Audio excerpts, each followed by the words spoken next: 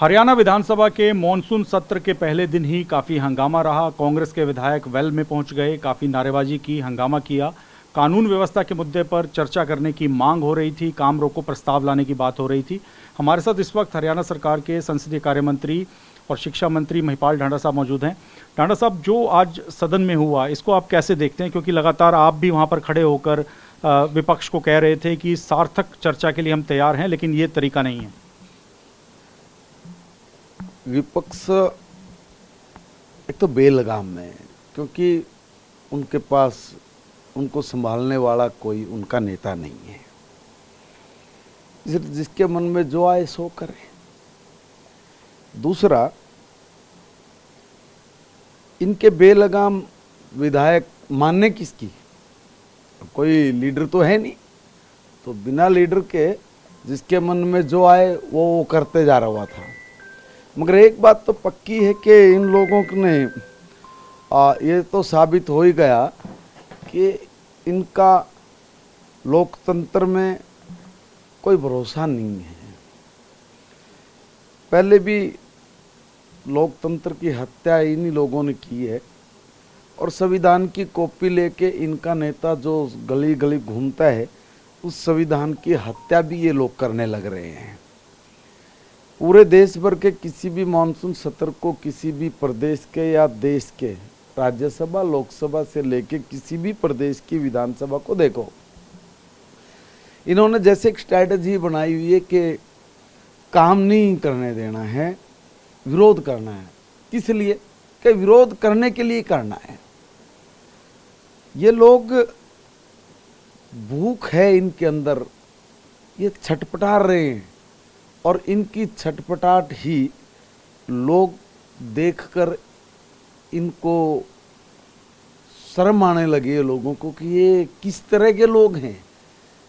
प्रदेश का, देश की जनता के पैसे को बर्बाद करवाना, किसी भी मुद्दे पर चर्चा करने से भागना, नियम तोड़ के बात करना, ये इनकी चलन बन गया, इनका करैक्टर बन गया है ये। तो ऐसे लोग दूर ही भले, ये जनता सोच रही है। एक बार गुरु नानक जी किसी गांव में गए, उन्होंने गांव के लोगों ने उनको गालियां दी, उनका अपमान किया, उनके साथ भिक्षा भी नहीं दी। संत तो भिक्षा लेके खाना खा के पेट भरता है। तो जब वो सुबह उठकर उस गांव से बाहर निकल के उन्होंने आशीर्वाद दिया कि बस से रहो, तो दूसरा वो अगले गांव में गए, तो अगले गांव के लोगों को पता था कि भाई गुरु नानक देव आ रहे हैं। उन्होंने ढोल नगाड़े बजाए। ये ऐसी आत्मा आ रही है जिसका कोई मुकाबला नहीं, परमात्मा का स्वरूप आ रहा है। उन्होंने खूब ढोल नगाड़े बजाए, स्वागत किया, आदर सत्कार किया।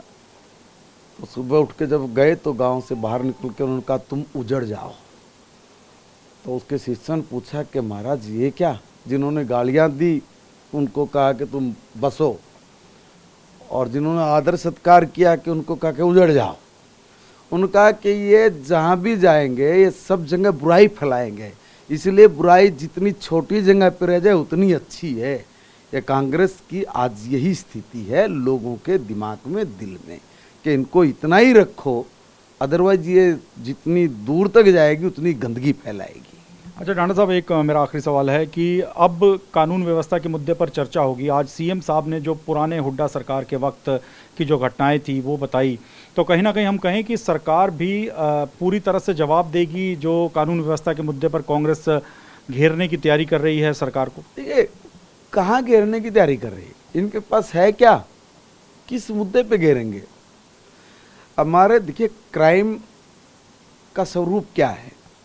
कोई पारिवारिक अगर कलह क्लेश है, उसके कारण किसी ने अपराध किया, या किसी ने पुरानी रंजिशन के तहत किसी दुर्भावना से कोई कानून हाथ में लिया, सरकार उसको 24 घंटे में पकड़ रही है। पुलिस प्रशासन इतना मुस्तैद है, 24 घंटे में उसको पकड़ रहा है, अंदर दे रहा है उसको, उसके ऊपर स्ट्रिक्ट कार्रवाई हो रही है। इनकी तरह नहीं कि भाई आपके राज में आपकी सह के नीचे आप ही के अपने घर से लेके और डीजीपी ऑफिस तक कोई सुनने वाला ही नहीं था। एक महिला, अगर मैं ठीक हूँ तो नाम शायद उसका, जिसके पति को पकड़ा था, उसको छुड़वाने के लिए बातचीत के लिए गई तो थाने में उसके साथ रेप हुआ और बाहर निकले, उसने न्याय मांगा, किसी ने नहीं सुनी, किसी ने भी उसकी एफआईआर दर्ज नहीं की इन लोगों ने।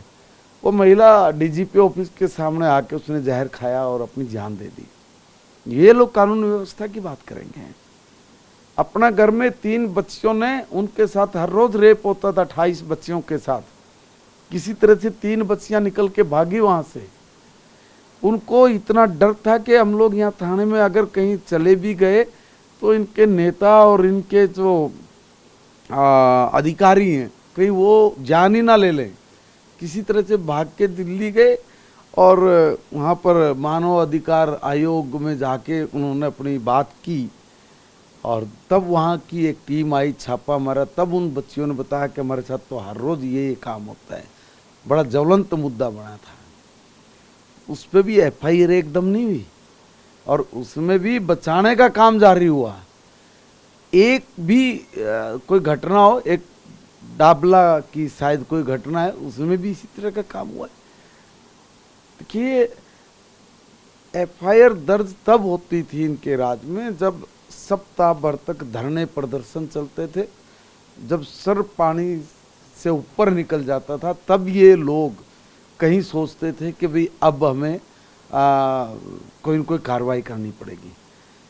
इतना फर्क है कि अगर उस वक्त कार्रवाई होती थी 10 दिन 15 दिन प्रेशर होने के बाद, या तब भी कार्रवाई नहीं होना, यहाँ पर 0 एफआईआर होती है। इतना बदलाव आया है, तो ये लोग क्या बोलेंगे भाई। तो महिपाल डांडा शिक्षा और संसदीय कार्य मंत्री हैं और सीधे तौर पे कह रहे हैं कि कांग्रेस के पास बोलने के लिए कुछ नहीं है। कानून व्यवस्था के मुद्दे पर जो सदन का वक्त है, जो जनता का पैसा सदन की कार्रवाई में लगता है, उसको बर्बाद किया गया है। और जब इस मुद्दे पर चर्चा होगी तो जो पूर्व की हुड्डा सरकार के वक्त की जो बड़ी बड़ी घटनाएं रही, जिसमें पीड़ितों को एफआईआर करवाने में मशक्कत करनी पड़ी, उनकी भी चर्चा की जाएगी। चंडीगढ़ से कैमरामैन बीर सिंह के साथ मोहित मल्होत्रा, TV9 भारतवर्ष।